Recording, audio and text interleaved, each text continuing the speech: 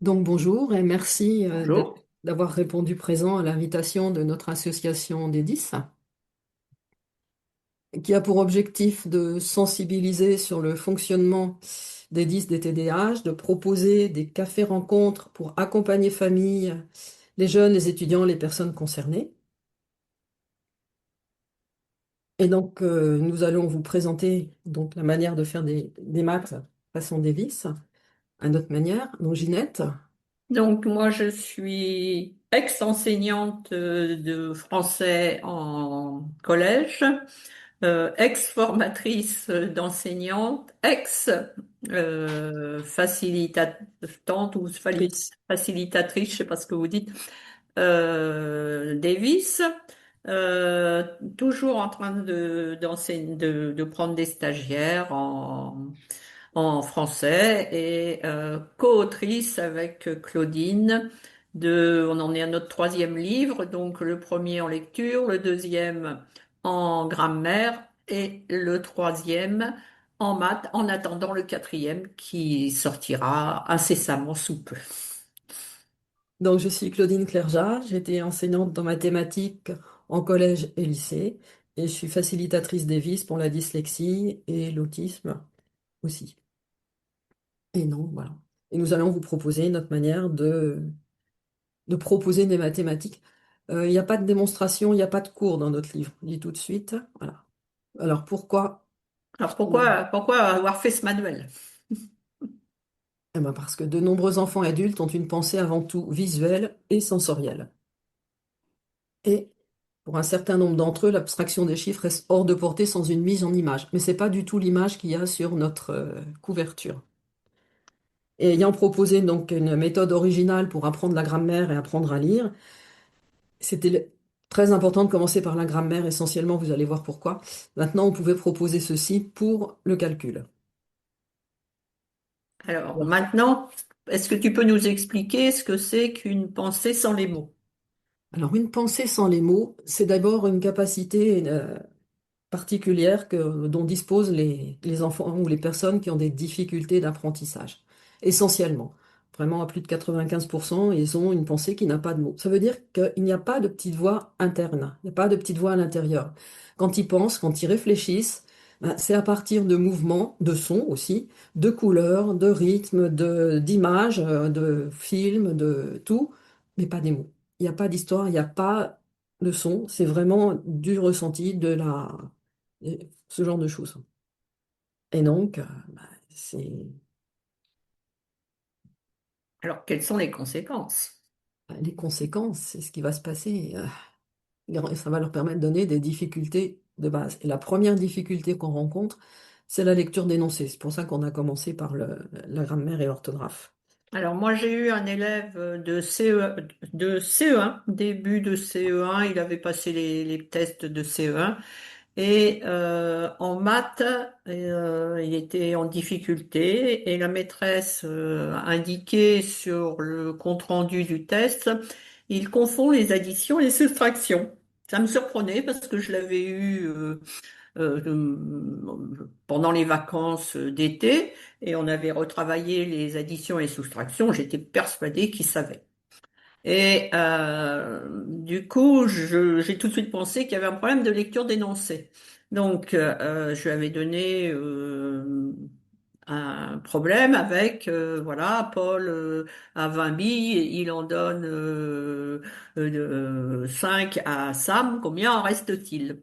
Et là, comme on avait déjà fait le stage de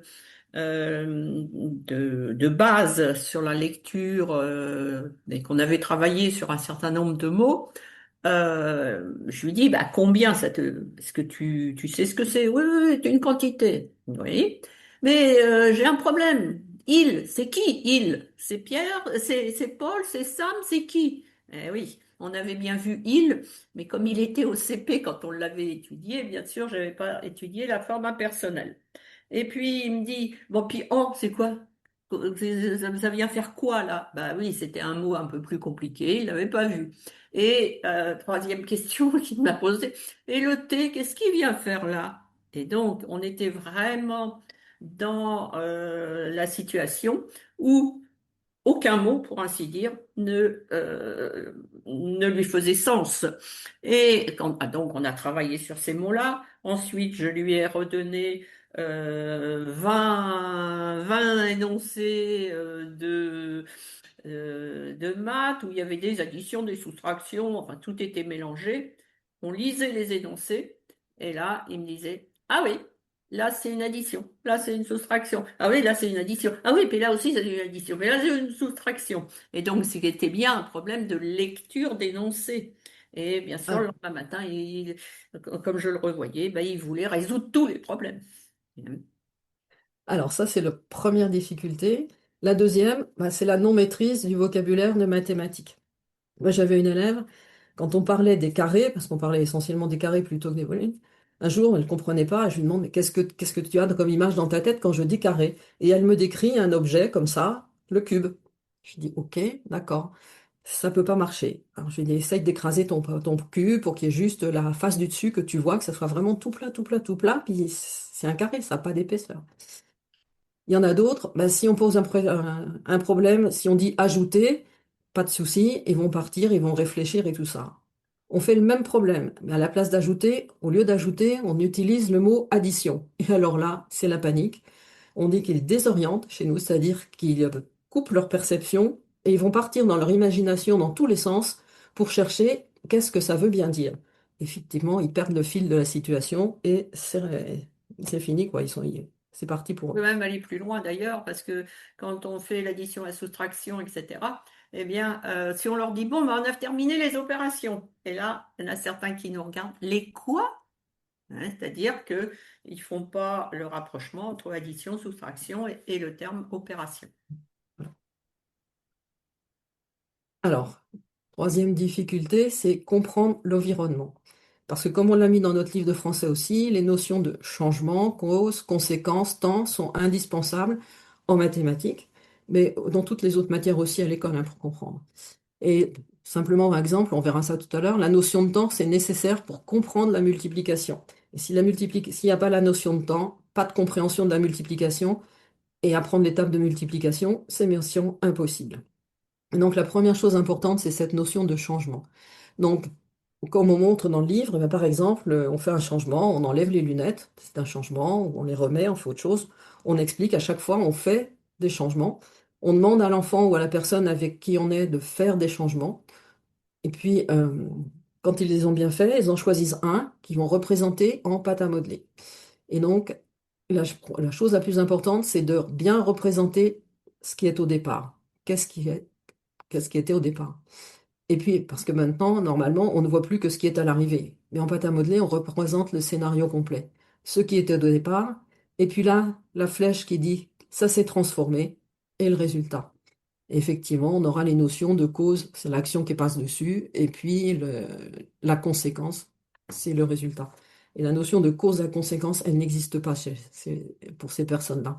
Tout est dans le présent. Une Donc, autre c'est difficulté?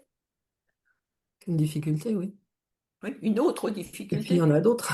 Oui, et oui, il y en a encore d'autres, Les symboles malheureusement. mathématiques. Hmm. Alors, les symboles mathématiques, bah, les premiers qu'on rencontre, hein, ce sont les chiffres et puis les signes des opérations. Et Et puis les à autres quel mots. moment les rencontre-t-il quel moment les premières difficultés se Ah, présentent-elles? ça, bah, les parents le savent, les premières difficultés. Et on commence notre livre avec ça, la première difficulté, parce qu'elle est rencontrée dès la maternelle, quand les enfants apprennent à écrire les chiffres. On voit très souvent, et ma petite fille me l'a fait aussi, hein, ben, le 5 est, pardon, est retourné, le 7 est retourné, tout ça. Et tout simplement parce qu'ils ne font pas le lien entre le dessin et puis ce que ça signifie. La quantité, le nombre de boules, la quantité représentée. Ils ne font pas la différence entre les deux. Donc dans notre livre, on explique, on réapprend la signification de tous ces chiffres. Et donc, on a un petit personnage aussi qui représente la personne qui apprend. Ça fait partie aussi de manière de solliciter le cerveau encore un peu plus. Et on met le nombre de boules, c'est-à-dire la quantité, on peut les poser, on les prend, on les voit, celles-ci on les voit. Mais le chiffre 1, qui représente cette quantité, ben voilà, on l'écrit en dessous, puis on l'apprend, on le fait en modelage, puis on dit que ça se prononce 1. Et on fait la même chose avec jusqu'à 9 et le zéro en dernier, parce qu'il est apparu un peu plus tard au cours de l'humanité pour s'installer, il est un petit peu plus difficile. Et puis surtout, il y a bien 10 chiffres de 0 à 9, mais pas plus. Et le fameux 10, bah, c'est pas un chiffre. Parce que ensuite, à partir de ce modelage-là, on apprend à faire la différence entre chiffre et nombre. Donc je demande à la personne, je demande à l'enfant, montre-moi le nombre 6. Et il doit me montrer les boules. Et montre-moi le chiffre 8. Et il doit me montrer le chiffre, de manière à bien comprendre la différence entre chiffre et nombre. Alors les nombres ne commencent pas à 10, ils commencent à 0. Quand on dit j'ai 3 chaussettes, ah, bah, 3 c'est bien le nombre de chaussettes que j'ai, hein. C'est pas, voilà. Et les nombres, les chiffres, jouent le même rôle que les lettres pour l'alphabet. On écrit des mots avec des lettres, on écrit des nombres avec des chiffres. Et d'autres difficultés avec les nombres, justement. Alors, on va aller, pour certains, et même un certain nombre, il faut aller apprendre les nombres jusqu'à 100.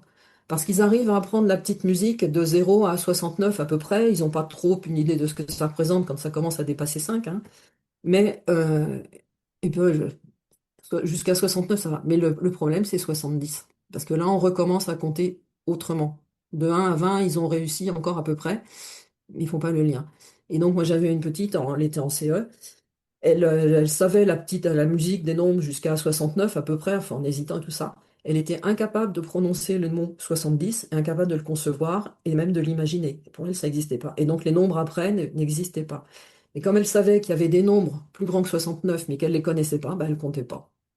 Et donc, il est important de continuer, de dire, bah, à partir de 60, on recompte comme entre 1 et 20 sont les mêmes nombres. Après, ça, il y a toute une histoire sur les nombres, leur origine, c'est ça vient des temps anciens, du Moyen Âge, même avant.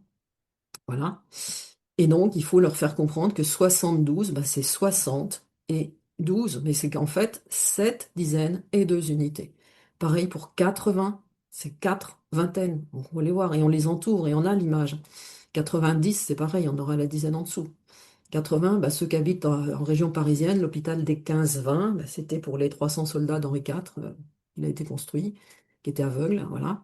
Donc les nombres ont toute une histoire, et quand on raconte l'histoire aux enfants, alors il y a beaucoup moins de problèmes, et quand ils peuvent les visualiser, là ça passe très bien. Mais il y en a, il faut vraiment faire les nombres de 0 à 100. Et d'ailleurs, les problèmes se posent déjà avec 11, 12, 13, 11, 12, 13. Ouais, Oui, bon, 11, 12, 14. 13, 14, 15, 16, on a gardé les anciens noms, puis 17, 18, 19, on les a oubliés, donc on a repris notre système en base 10. Et c'est ce qui est très perturbant par rapport, on parle des enquêtes PISA. Ah oui, les petits Chinois ou bien les petits Finlandais, ils résistent, ils savent mieux. Bah oui, mais ils n'ont pas des nombres qui s'écrivent de droite à gauche parce qu'ils viennent des Indes en passant par les Arabes. Ils n'ont pas des noms qui mélangent à la fois le système décimal après la Révolution française avec les nombres utilisés du temps du Moyen Âge et tout ça. On a des nombres qui s'écrivent d'une manière, qui se prononcent d'une autre, et c'est pas très logique, et on se dit, ils ont des problèmes. Ben oui, ça Bon, s'explique. après, une fois qu'on a fait ça, il n'y a plus de problème. Il n'y a plus de problème. Une fois qu'on a fait ça, ça marcherait bien. Alors, maintenant, on s'attaque Deuxième à quoi difficulté, ben, c'est va être les opérations. Et Et là, on donc, va vous montrer comment on voilà. présente l'addition et L'addition, la tout ça, multiplication. les autres, voilà. Mais parce que de toute manière, les termes mathématiques, ils ont besoin pour apprendre. On le sait, ces enfants qui ne pensent pas avec des mots. Mais tous les autres aussi, on apprend avec son corps, on apprend avec des expérimentations physiques, et va donc créer physiquement une signification des 4 opérations à partir des gestes. Et tous les gestes sont décrits dans le livre pour chaque opération. Et donc, par exemple, on donne l'addition. Alors, avec l'addition, on commence par faire les gestes à l'enfant. On lui dit, voilà, tu prends une boule, ici, tu la poses devant toi, tu prends 8 autres boules, tu les poses devant toi, et tu vas les regrouper ensemble, et tu vas les compter ensemble. Ben ça, tu fais une addition. Et on fait ça avec des nombres de boules différents. Tu prends 2 boules et 5 boules, tu les regroupes et tu les comptes ensemble jusqu'à ce que ce geste et ce mot addition s'associent. Additionner, c'est prendre des boules, prendre encore des boules, les regrouper, les compter ensemble.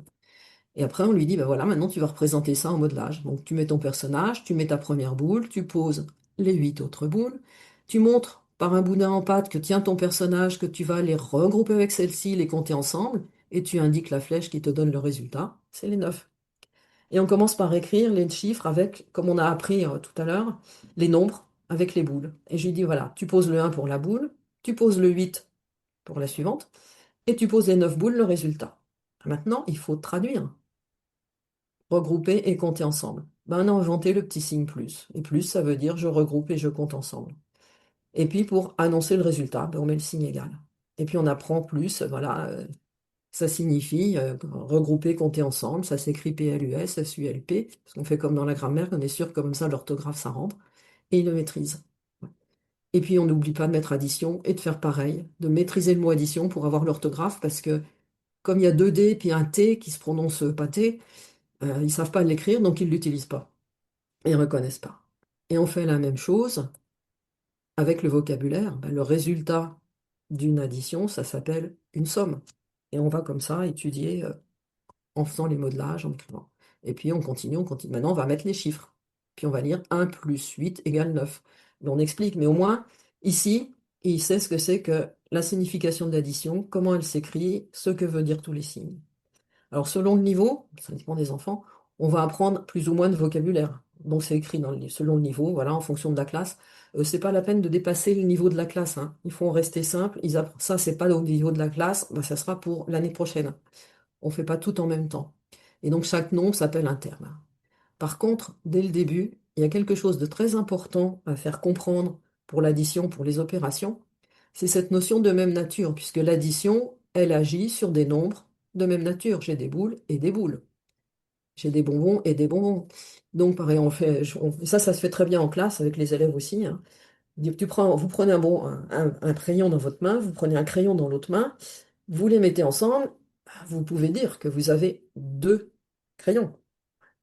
Et maintenant, vous posez tout, vous prenez un crayon dans votre main, vous prenez une gomme ou n'importe quoi dans l'autre main. Vous les mettez ensemble. Est-ce que vous avez deux crayons? Ou est-ce que vous avez deux gommes? Impossible.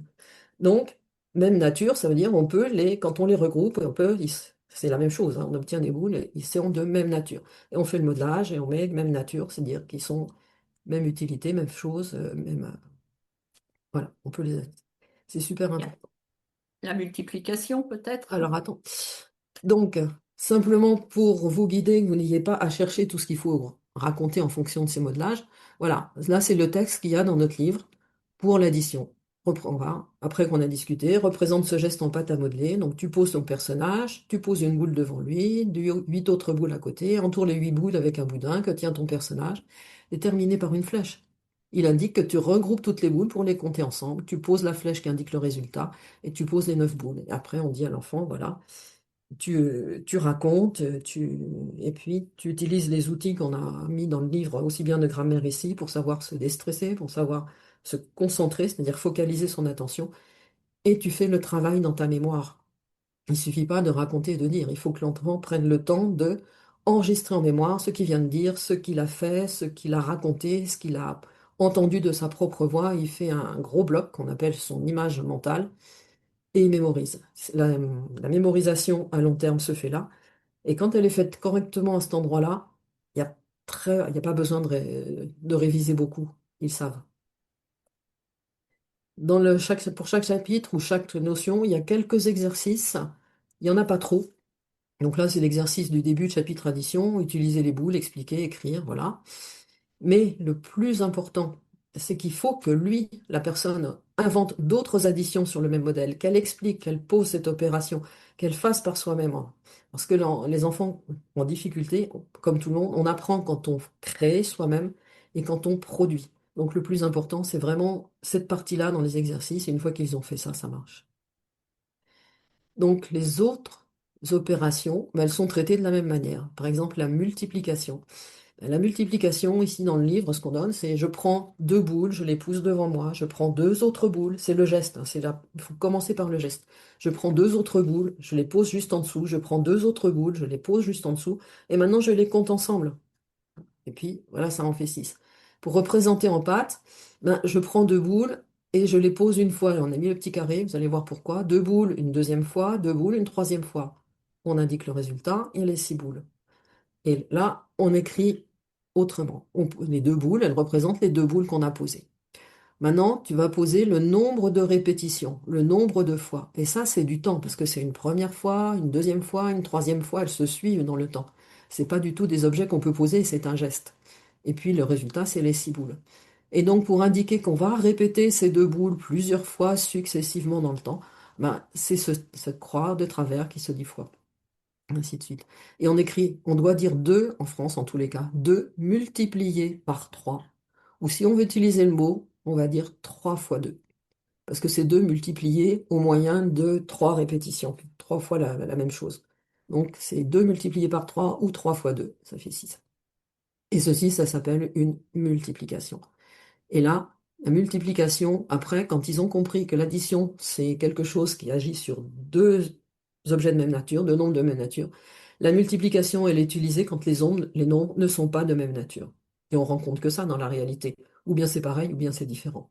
Eh bien, les maths sont structurées sur là-dessus, sur la logique de l'addition, quand c'est les mêmes choses, et sur la logique de la multiplication, quand c'est des choses de nature différente. Hein, maintenant, on peut apprendre l'étape de multiplication une fois qu'on a compris ça.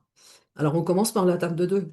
On pose 2 boules une fois. Donc, 1 fois 2 égale 2. Pareil, l'enfant mémorise. Quand c'est bien, on dit maintenant, tu prends 2 boules une fois, 2 boules 2 fois. Ça s'écrit 2 multiplié par 2, 2 fois 2 égale 4. Et puis, on continue. 2 boules 3 fois. Donc, 3 fois 2 égale 6. 2 boules 4 fois. Et on va comme ça, ben, on fait toute la table. 2 multiplié par 10, ça ne tenait plus, mais on le voit autrement dans le livre. Et puis on continue, quand la table de 2 ici, on continue. Mais on va pas apprendre, il n'a pas besoin d'apprendre 1 fois 3, parce qu'on a expliqué avant qu'effectivement 1 fois 3 c'est toujours 3. Il n'a pas besoin non plus d'apprendre 2 fois 3, parce que si on regarde ici, ben là on a bien 3 2 fois. Et donc 2 fois 3 ça fait 6, c'est connu. Donc il a besoin de commencer à 3 fois 3.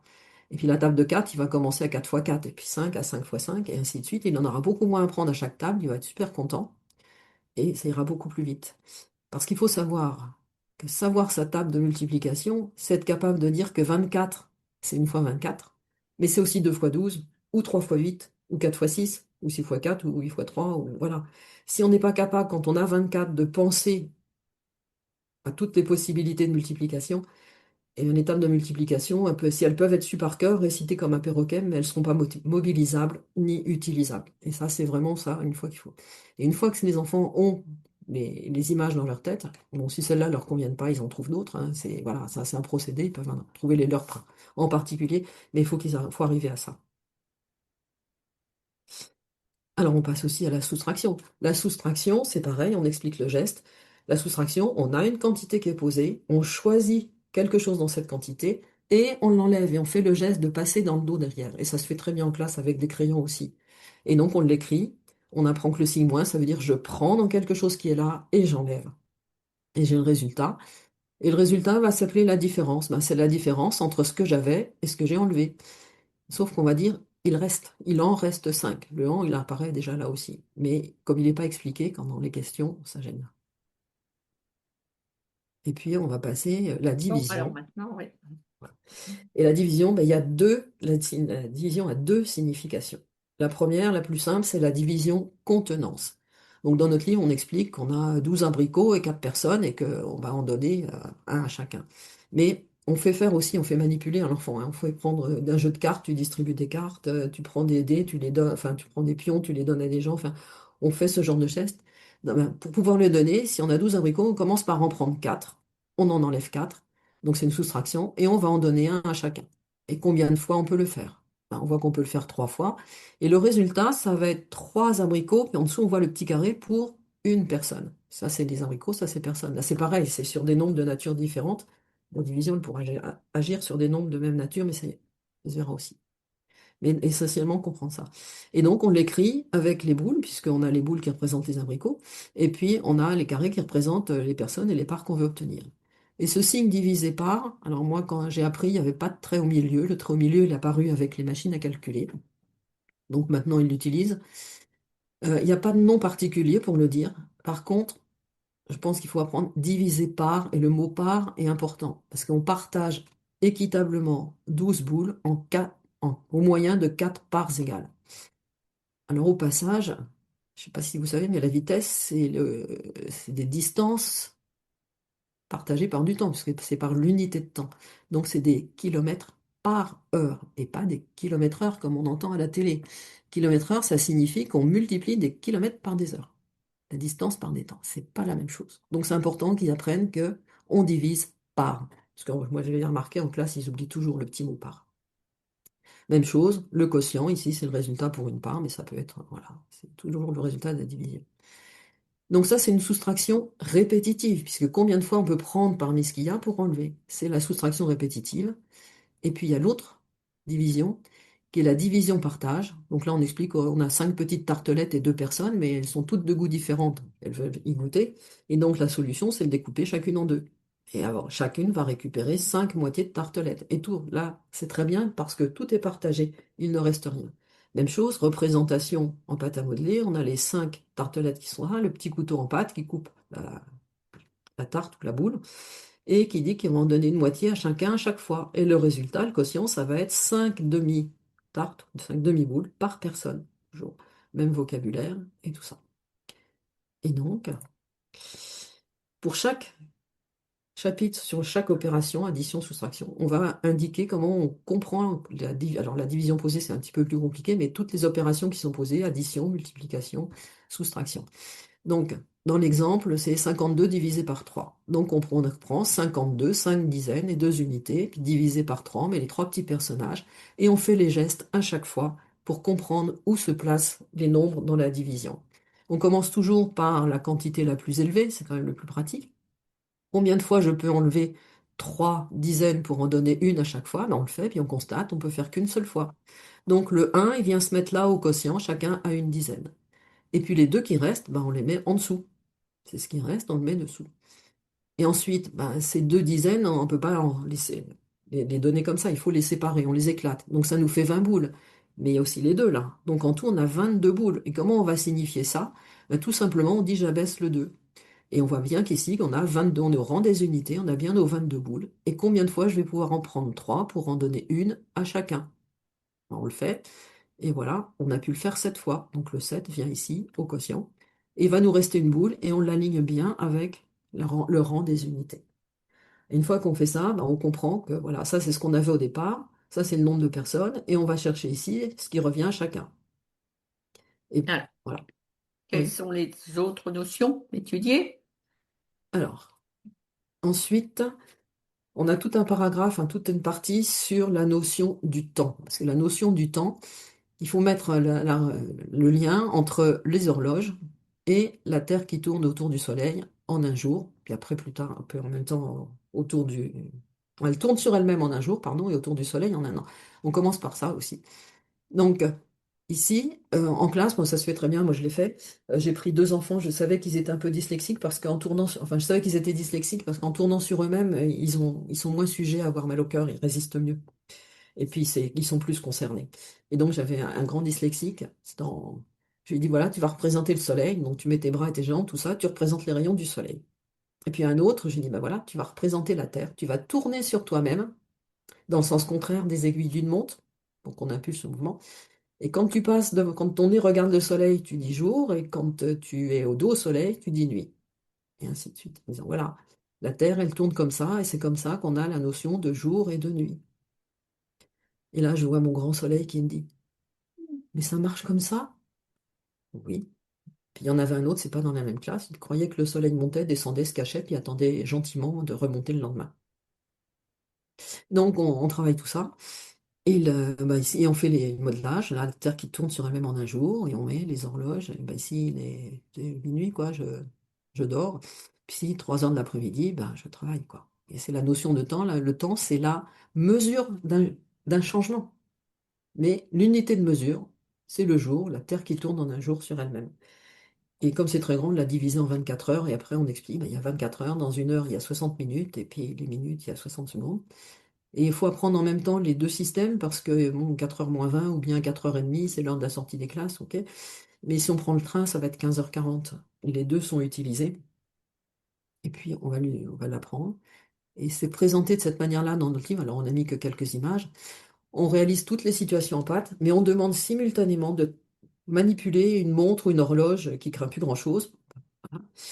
Alors pour faire le modelage, ben, moi j'ai pris un boudin, j'ai fait un grand boudin, j'ai pris une boîte ronde, puis je l'ai mis autour. Plus difficile, c'est d'enlever la boîte sans que ça se déforme. Puis après, on peut utiliser une règle, une équerre, et puis on place le 12, le 6, le 3, le 9, puis on partage ça à peu près régulièrement. Et puis on place une petite aiguille, parce qu'elle indique les heures. Même chose, on maîtrise. Puis quand on a fait ça, on va pouvoir placer les minutes. On regarde, on travaille sur la montre, on va placer les minutes, et là, c'est indiqué par la grande aiguille. Puis on va apprendre la demi, puis on va apprendre le quart, puis les moins, puis voilà, ainsi de suite. Et tout est expliqué, tout est, voilà. Et pour faire, comme ils font aussi des additions avec les heures, minutes, secondes et des soustractions avec les heures, minutes, secondes, ben, c'est expliqué dans les chapitres addition et soustraction. Il y a une partie pour heures, minutes et secondes. Bien. Les autres notions? Alors, bien sûr, les nombres décimaux. Donc, les nombres décimaux, c'est pareil, on va gestuer, on va les faire. Là, ils ont bien repéré, parce qu'on a vu avant, il y a la place des unités, il y a la place des dizaines, la place des centaines, on a tout expliqué. Ben oui, mais des fois, les unités, c'est un peu grand, donc il faut les partager. Ben, si on fait comme ce qui s'est passé avant, on allait de 10 en 10 dans ce sens-là, donc on diminue de 10 à chaque fois. Ben là, on va prendre une boule et on explique comment l'allonger sans enlever de matière, la partager en 10 parties égales, et ben, ça va être un dixième de l'unité. Et là, c'est pareil. Bon, l'enfant ou la personne, quand on travaille avec elle, on dit, voilà, tu te mets debout devant les unités, tu veux placer tes dixièmes, tu vas te déplacer physiquement d'un pas vers la droite et tu vas poser tes trois dixièmes. En plus, droite, gauche, ils sont pas trop. Des fois, c'est difficile, mais on peut faire le mouvement avec le corps, de manière à bien enregistrer dans quel sens vont se placer les dixièmes. Et puis, on apprend dixième, et ainsi de suite. Et puis on dit maintenant on passe aux chiffres. Et comment on fait pour séparer les boules entières des petits morceaux? On a inventé la virgule. La virgule, elle sépare la partie entière des fractions, des petits morceaux de la partie, des parties entières. Et puis on continue, on prend un petit dixième, on le roule, on partage en 10 parties égales, ça fait les centièmes. Et on s'amuse bien parce qu'après on arrive aux millièmes et là tout le monde rigole parce que ça colle sur le petit couteau, c'est voilà. Mais au moins, et à chaque fois, on se déplace d'un pas vers la droite pour les poser. Et il y a quelque chose qui est très important pour ces enfants qui ne pensent pas avec des mots, leur raconter en mots l'histoire du tableau de notes de nombres en disant, voilà, vous placez les dixièmes au rang à droite des unités, ça leur dit rien. Il faut qu'ils fassent le lien entre ce qu'ils ont fait là et ça. Et on fait des tableaux en pâte à modeler, on leur explique. Parce que contrairement à ce qui a été dit à une époque quand j'enseignais, c'est pas la peine qu'ils utilisent le tableau, qu'ils le dessinent, qu'ils voilà. Ils doivent simplement savoir que les dixièmes, c'est à droite des unités, c'est 10 fois plus petite. Un enfant qui ne pense pas avec les mots, vous pouvez lui dire tous ces mots-là, il n'y a rien dans sa tête et il ne comprend pas.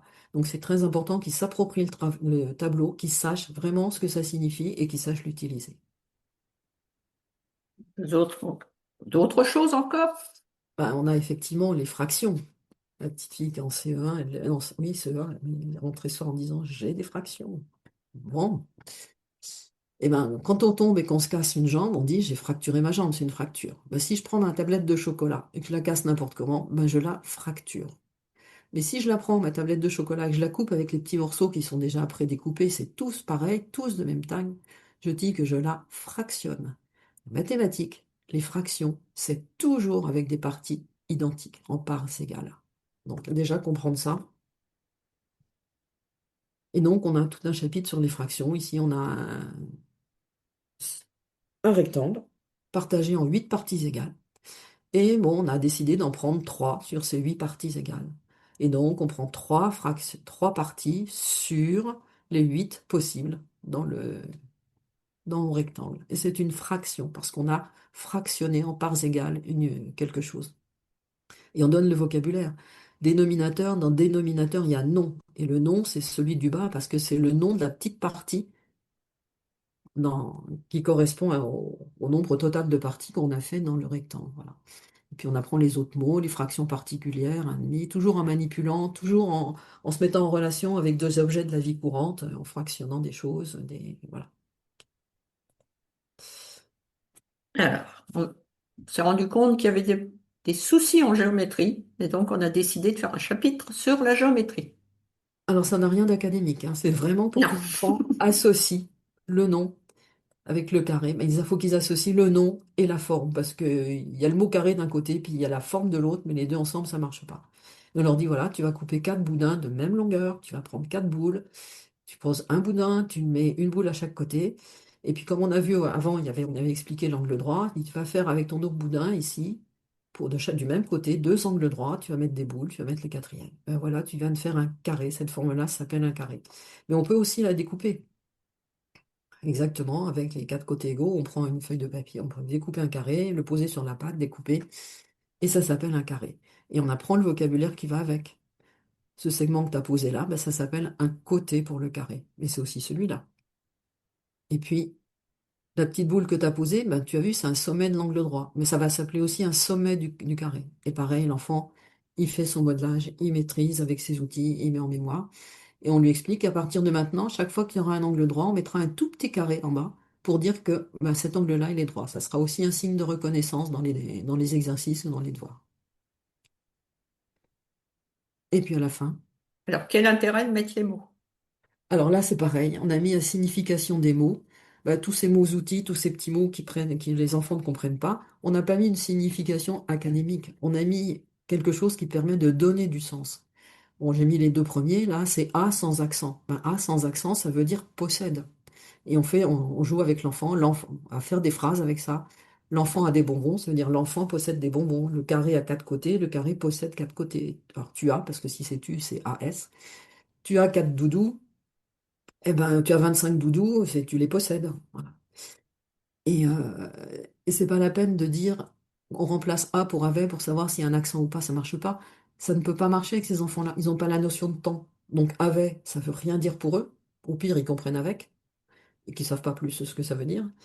Ça ne veut rien dire et ça ne les aide pas et ils sont perdus. Une fois qu'ils ont modelé ça, ils font le modelage. Et ils indiquent le A qui veut dire avec, posséder, pardon. Et de cette manière-là, ils se l'approprient, et ils ont l'image dans leur tête, et quand ils vont lire ce A sans accent, à un 36e de seconde dans leur tête, la signification va passer. Ils n'en auront pas conscience, mais ils vont comprendre ce qu'ils vont lire. Et un autre jour, pas le même jour, on fait le A accent grave, et on leur donne cette notion, le A accent grave, c'est la notion de quelque chose qui part d'un endroit vers un autre endroit. Il présente un point d'arrivée, une destination. Voilà. Je donne un livre à mon ami. On fait faire les gestes. Je donne un nom à ce point. On indique un lieu, ben, place la lettre A à l'extrémité du segment. Et une fois qu'on a fait ça, ils ne se confondent plus, hein. Et donc, on a fait ça pour tous les petits mots qu'on appelle ben, les mots outils, de, sur, dans, enfin ceux surtout utilisés en mathématiques. Autant, je peux vous dire, ils ne connaissent pas. Euh, il y a plein de solutions et plein de choses comme ça. Et donc, Donc là, on vous a présenté voilà. euh, le contenu du tome 1. Il y aura un tome 2 très Oui. rapidement, mais pour l'instant, on a le tome 1, c'est-à-dire vraiment la base. C'est vraiment essentiel. Alors, la base, on la travaille, nous, dans les stages, hein, on la travaille même quand ils sont en seconde, parce qu'ils n'ont pas ces bases, et donc on reprend tout depuis le début, et ça se reconstruit. Et quand ils ont appris des choses par cœur, ça vient se recoller dessus, et là, ils se disent, ah, mais ça veut dire ça, et ils apprennent très vite.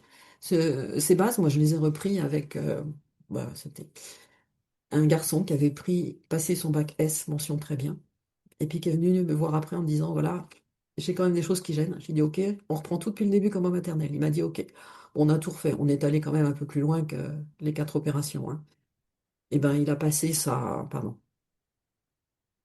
passé son agrégation et son doctorat directement. Voilà.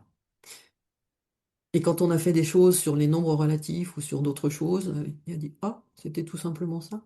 Ouais, il avait tout appris par cœur. Donc, ce qu'on veut dire, c'est que s'il y a en général, les difficultés en mathématiques, elles sont liées à une dyslexie, mais qui passe inaperçue des fois, ou pas du tout. Et c'est pour ça qu'on conseille si la dyslexie est très forte, ben, on commence par un programme de lecture d'orthographe et grammaire, et puis les stages qu'on appelle de dyslexie. En cas de calculi avéré, ben, s'il y a aussi de la dyslexie, mais qu'elle n'est pas détectée, euh, ben, si c'est le premier programme, il faut compter vraiment 8 jours, 5 jours plus 3 autres jours, parce qu'il y a beaucoup de choses à mettre en place. Si l'enfant ou la personne a déjà fait un programme de correction de la dyslexie, comme on dit, ben, les 5 jours vont lui suffire. Puis après, il aura compris comment il fonctionne et il pourra faire tout seul. Mais par contre, c'est va être l'enfant quand même qui va décider. C'est lui qui va sentir s'il veut vraiment commencer par les maths ou si vraiment il veut commencer par comprendre des textes, tout ça. Des fois, on peut ou les guider, mais il faut respecter la demande de l'enfant parce que sinon il va pas le faire, hein, il va pas travailler les skills dont Particulièrement il à a besoin. l'adolescence. Surtout, oui. Encore les petits-enfants en primaire, on arrive à leur dire, bah là, mais Mm. si tu comprends les énoncés, si tu comprends les mots, tu vas pouvoir faire les maths plus facilement. À l'adolescence, il faut les laisser choisir. Puis après, ils s'aperçoivent que bah, il leur manque la grammaire, bah, ils le font après, hein, c'est pas grave. Voilà. Et puis, Eh bien maintenant, si vous avez des questions à poser, voilà. n'hésitez pas, on essaiera de vous répondre. Alors, je ne sais pas si vous avez utilisé le chat, si vous avez posé des questions dans le chat. Donc, n'hésitez pas à les mettre.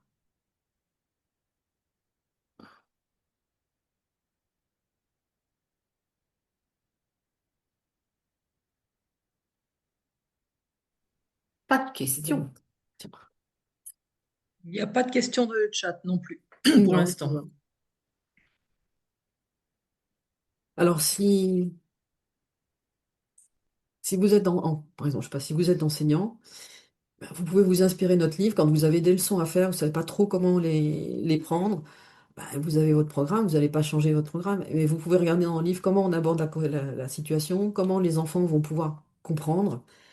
Et en leur présentant de cette manière-là, vous faites votre programme, mais vous permettez aux enfants en difficulté de comprendre, parce que de toute manière, s'ils n'ont pas compris, ils ne peuvent pas apprendre. Si vous leur donnez pas la finalité de ce qu'il y a à faire, le fameux à quoi ça sert, oui, ben ça sert à faire ça, ou ça sert pour ça, ou c'est dans ce but-là, ou voilà, donner la globalité, qu'ils puissent se faire des images, eh bien ça marche. Vous pouvez vous en inspirer. Si vous êtes des parents, ben, l'enfant il arrive le soir avec une question, oh, tiens, on a fait les fractions, eh ben, on va aller voir comment c'est présenté dans le livre. Et surtout, la première chose à faire, c'est de bien comprendre les gestes qui correspondent à cette notion, de bien leur faire vivre avec leur corps, bien discuter, puis alors, plein d'exemples. C'est, et de cette manière-là, puis vous Voilà, verrez à ce alors moment-là il y a ce qui manque et vous complétez. Oui, voilà, pour avoir testé sur mes deux enfants à des âges différents, je ne peux que vous le recommander. Comme dit ma fille, ça lui a sauvé la vie.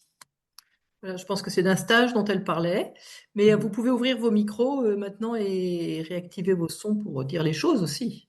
Il n'y a pas de Alors, problème. est-ce que l'utilisation de la pâte à modeler est nécessairement liée à votre proposition? Alors, pour Davis, effectivement, il a mis au point la pâte à modeler pour deux raisons, pour plusieurs raisons. D'abord, on apprend que ce qu'on a créé soi-même. Et donc, la pâte à modeler permet de créer quelque chose qui appartient à l'enfant. Alors, moi, j'ai fait l'expérience, hein, j'avais un enfant du primaire à la maison pour lui expliquer. C'était de la pâte à modeler, par exemple. Mais dans son modelage, sa mère devait intervenir et sa maman avait fait son petit personnage la représentant. Et, et j'ai dit, mais si c'est ton modelage à toi, si ta maman doit intervenir, tu fais ton petit personnage qui représente ta maman. Il me dit, non, non, non, je vais prendre le personnage de maman, ça va aller plus vite, c'est bon, je sais, tout ça. Je dis, ok, je laisse faire. Donc il fait son modelage, il le raconte, il le met en mémoire, puis on lui dit, maman, maintenant, tu restitues, les yeux fermés, ce que tu as fait. Et il nous raconte tout le modelage. Voilà. On lui dit, voilà, t'as tout dit. Ah oui, j'ai tout dit. Bon, ben, j'ai dit, ouvre les yeux maintenant. Il ouvre les yeux, puis il dit, ah ben non, j'ai oublié de dire maman. Ben, j'ai dit, je t'avais dit que si c'était pas toi qui l'avais fait, ça rentrerait pas dans ta mémoire. Là, tu l'as compris. Donc effectivement, alors vous allez me dire, il y a des gens qui sont, j'avais un autre qui était un peu allergique à la pâte à modeler pour des questions de, ben, peut-être de toucher, de choses, voilà. On peut faire ça avec des clipots, on peut faire ça avec des Legos.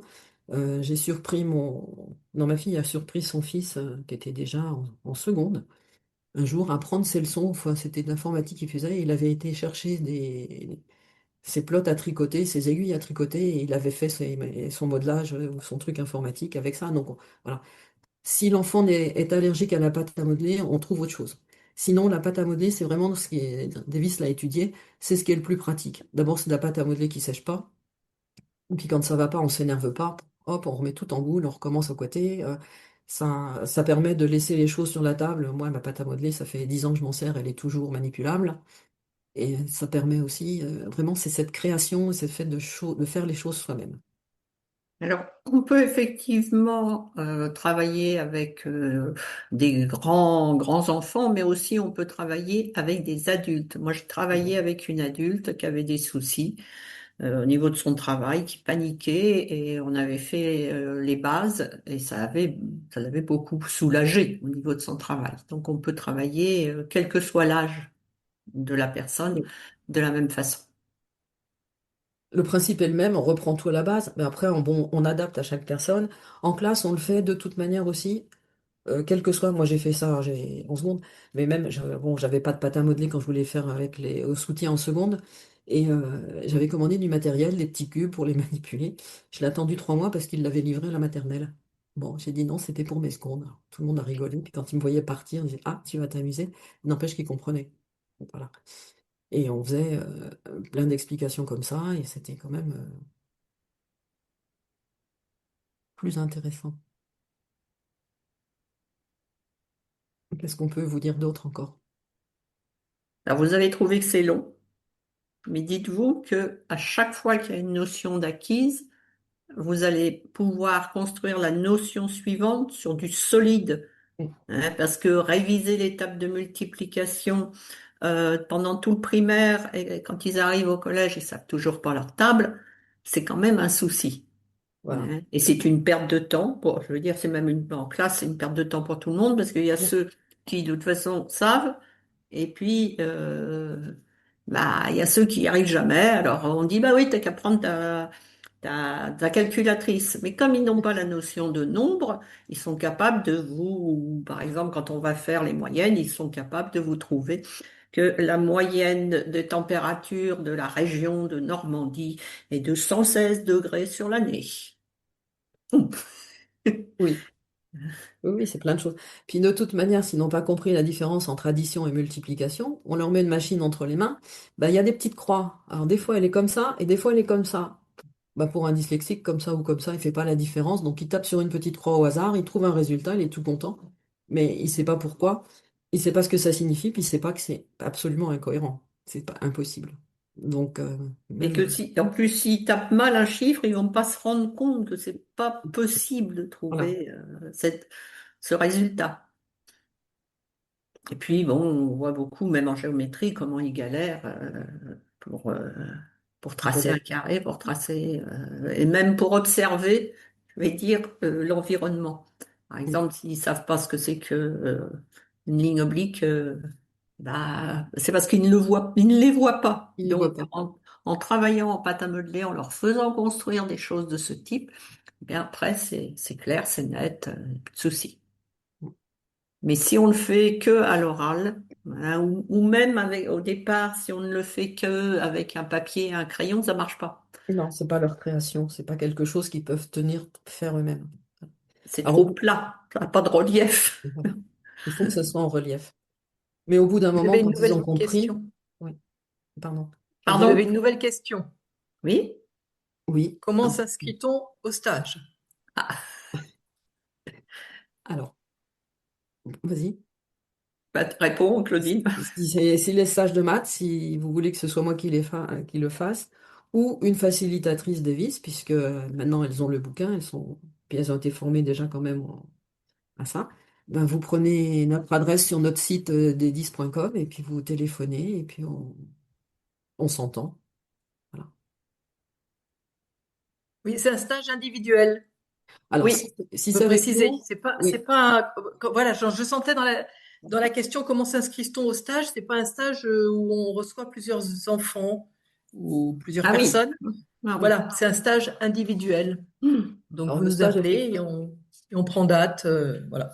le stage est individuel. Dans l'enseignement, si on veut vraiment aider les enfants, ben, on avait des heures de soutien, ce qu'on appelait, où on prenait 5 ou 6 élèves, et là, on fait vraiment du travail efficace. Alors, pour gagner en rapidité, peut-on prévoir déjà les éléments fabriqués?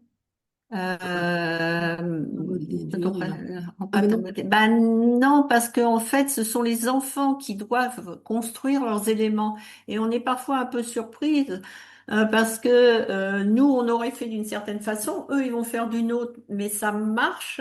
Et donc, non, on peut pas. on C'est peut pas nous pas. qui pouvons fabriquer des choses avant. Non, il faut que ce soit Alors, ce qu'on entièrement créé par la voilà, personne. alors ce qu'on peut faire, c'est par exemple, pour le petit bonhomme en pâte à modeler, Enfin, moi, quand je fais un stage, je les attire aussi avec mes petits bonhommes en pâte à modeler. Et donc, au début, je leur dis, ah bah tiens, tu veux pas, on va construire, ou à un moment de pause, parce que nous, c'est des stages qui durent une trentaine d'heures, mais au rythme de 6 heures par jour. Donc, on fait des pauses. Et par exemple, si je sais que je vais avoir besoin d'un petit bonhomme ou éventuellement d'un petit animal, à la pause, je leur dis, ah, tu veux pas faire un petit peu de pâte à modeler? Et puis on apprend, on joue avec le petit bonhomme de pâte à modeler. On a appris à construire des petits bonhommes de pâte à modeler, ce qui fait que quand on va faire des mots ou quand on va faire des maths, voilà, on a notre petit bonhomme de pâte à modeler, on sait le faire. Hein. Alors, il y a une chose, là, pour gagner du temps en séance d'orthophonie, donc je suppose que la personne qui a posé ça est orthophoniste. Alors, en séance d'orthophonie, vous avez vraiment, oui, c'est une demi-heure, je crois. Le... Mais ce qu'on fait, effectivement, ce qui a été répondu après, l'enfant les construit au fur et à mesure, il les met dans une boîte, pas en carton, avec du plastique en dessous pour pas que l'huile soit absorbée et qu'elle soit manipulable. Et puis, il faut qu'il les apporte à chaque fois qu'il construise, qu'il les réutilise. L'important, c'est vraiment qu'il manipule. Alors, je vais vous dire aussi une chose, moi, au début, je trouvais que ça allait pas assez vite. Il manipulait, il prenait du temps pour faire la pâte, pour ceci, pour cela. Et au début, j'étais un petit peu impatiente et je me suis aperçue à la longue qu'en fait, ce temps pendant qu'ils manipulent, le cerveau s'arrête jamais de travailler. Et ils sont capables de penser à plein de choses. Et donc, le temps qu'ils manipulent, c'est le temps aussi puisque ça n'existait pas pour eux, ces mots, ces notions n'existaient pas, c'est le temps nécessaire pour que les neurones se connectent et fasse entrer cette nouvelle notion. Et donc en fait, c'est prendre ce temps-là, au début ça paraît très long, mais prendre ce temps-là, c'est vraiment leur permettre de connecter correctement les neurones pour la notion de carré par exemple. Ça y est, il faut qu'elle s'installe, donc il faut que les neurones se connectent. Bon, il y a au moins deux neurotransmetteurs qui sont nécessaires pour la mémoire à long terme. Donc il y a le premier qui fait le premier chemin, et puis il y a le deuxième qui va les accrocher pour que ça dure longtemps. Ce qui fait qu'on a l'impression qu'on perd du temps, mais en fait, c'est inscrit.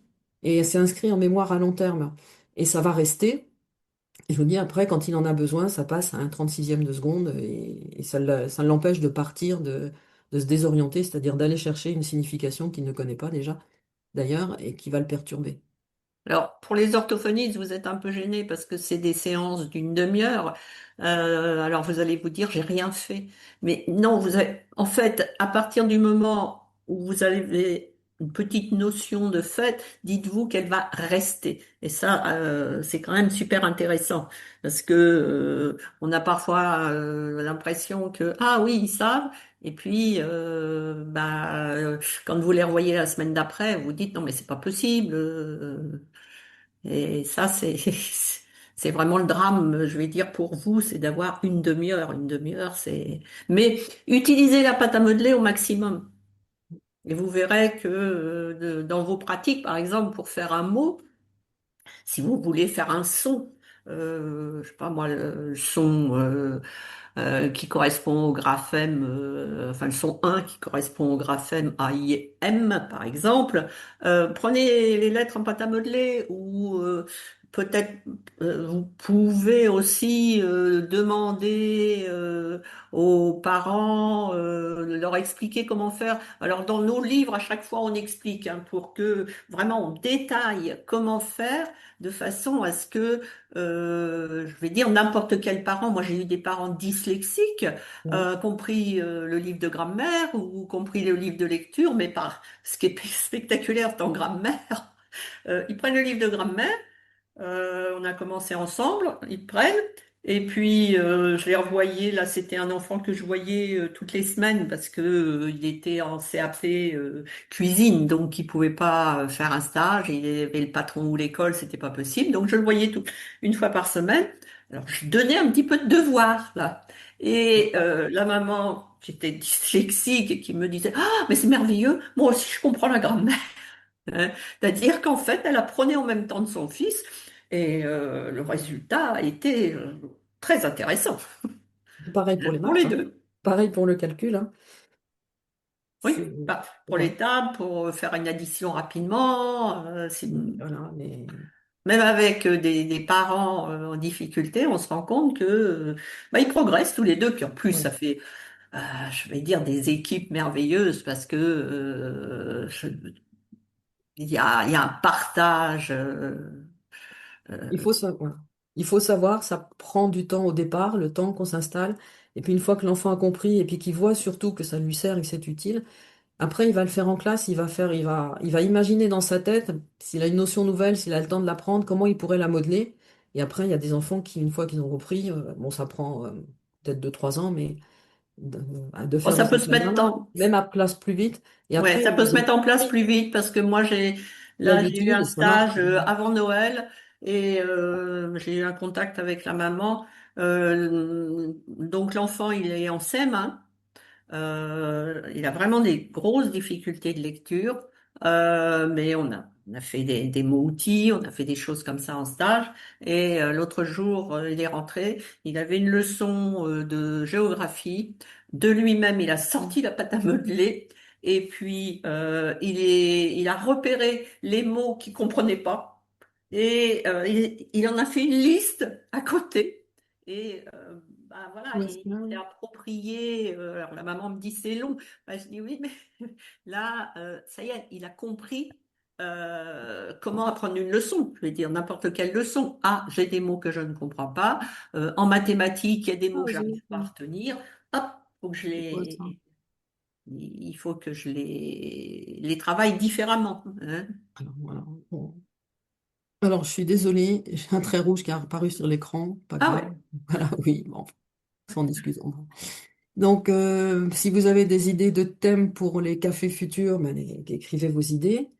Notre site, voilà, vous pouvez nous contacter aussi par dedis.com, vous allez trouver nos références, nos adresses et tout ça.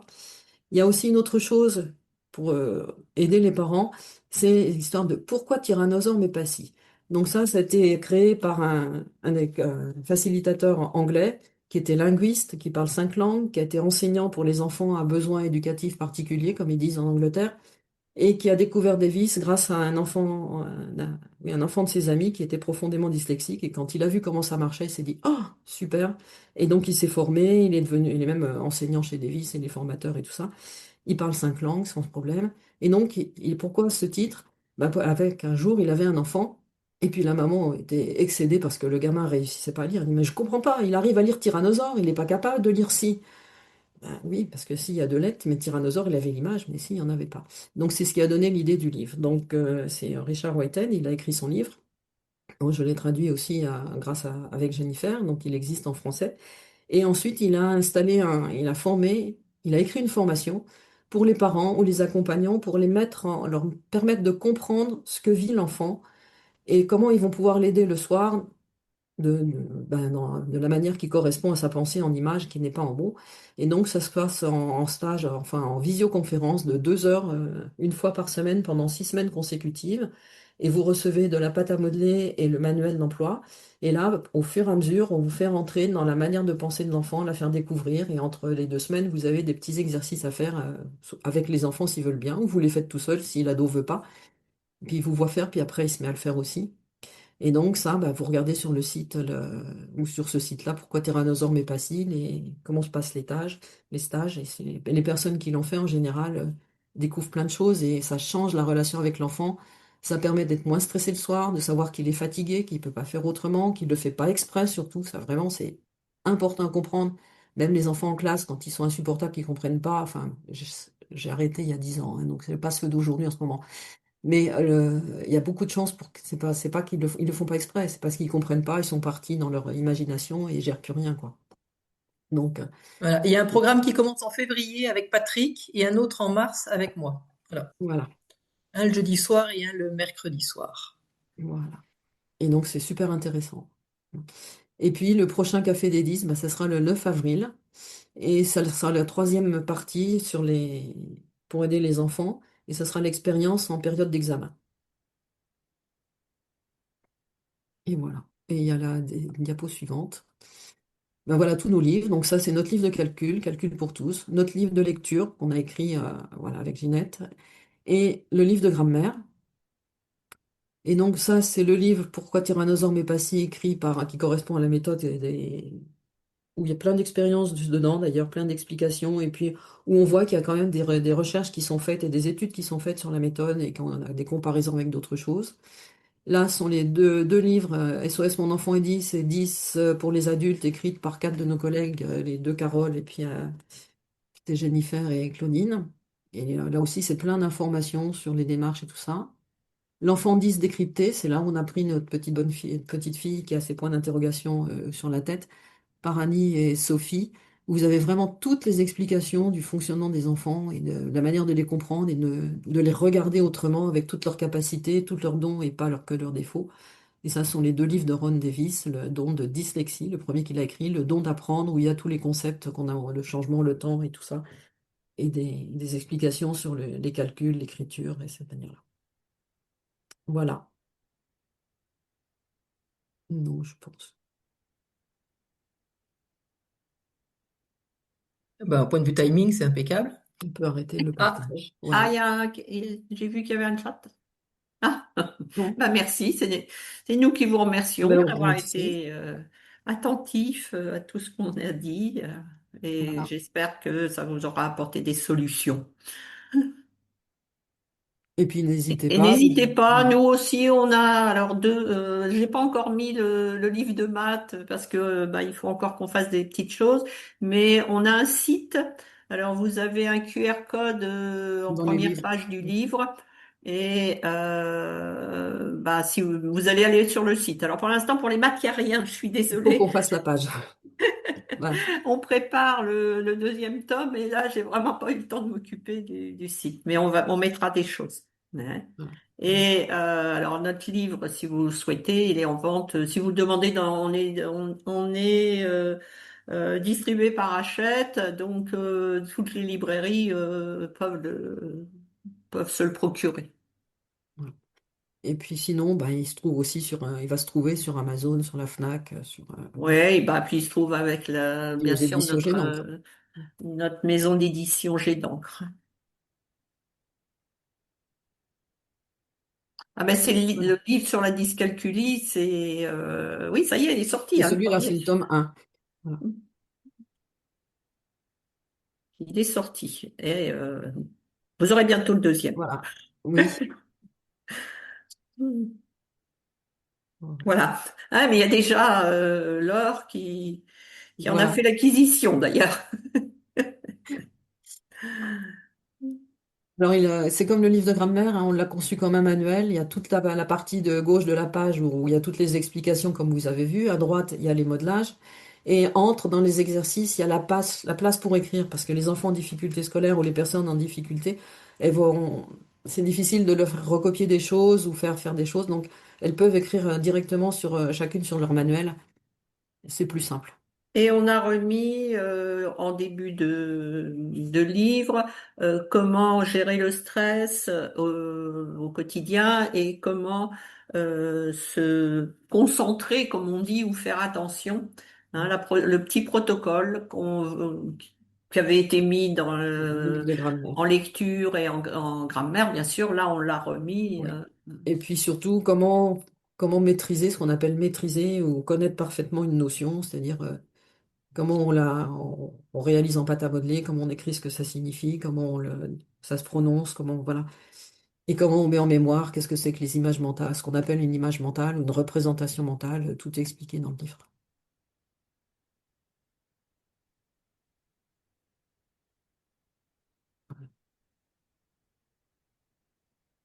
Voilà.